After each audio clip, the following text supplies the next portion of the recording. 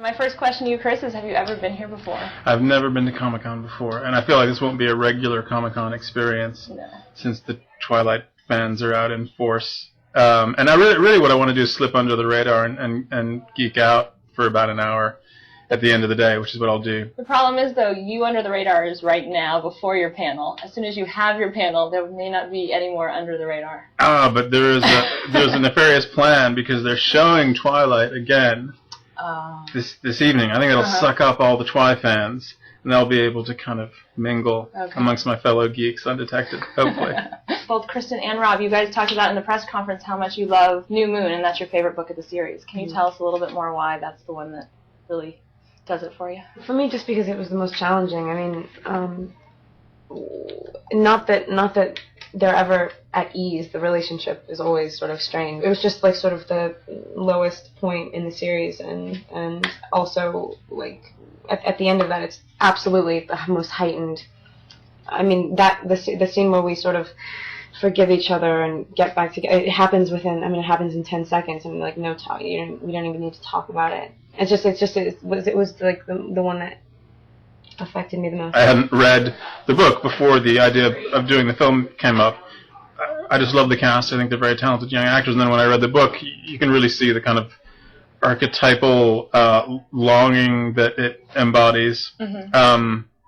And having been broken up with so many times in my life, I felt I could really identify with Bella. My sort of opinion of the whole series, the relationship between Edward and Bella, I mean, I always saw it as,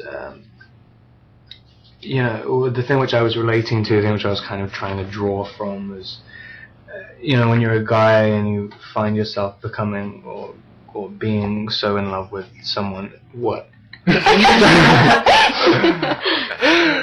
No, keep going. You're on a roll. I think you should keep going. You had two big issues to deal with. You had one, Jacob transforming into a werewolf. Was that a challenge to tackle? Hard for Taylor. Really hard for Taylor to become a werewolf.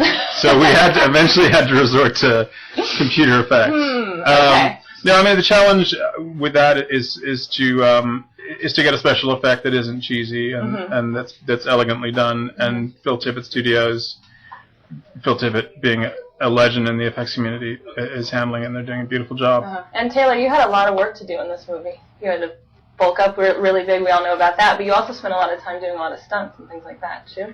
Yeah, it was a lot of fun. I actually, I almost got to do all of my own stunts. You tried, right?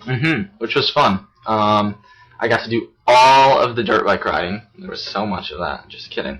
No, but yeah, I got to like practice dirt bike riding and do that, and I got to do a few other things.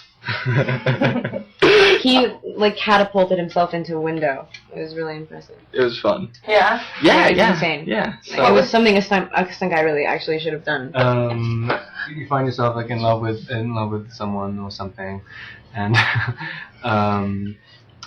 it becomes you start to see too much of yourself. You become too aware of yourself. Shut up. God. And then he starts to. I can't concentrate anymore.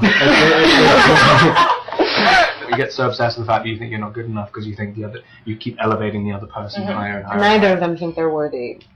But Bella's the one who can like handle that stuff, and Edward is just an idiot. And New Moon is like, it's the only time where in Twilight he can think in these absolutes. This is why whenever anyone asks about if we have chemistry with the cars, do you know what it is? It's like complete animosity. Yeah, right.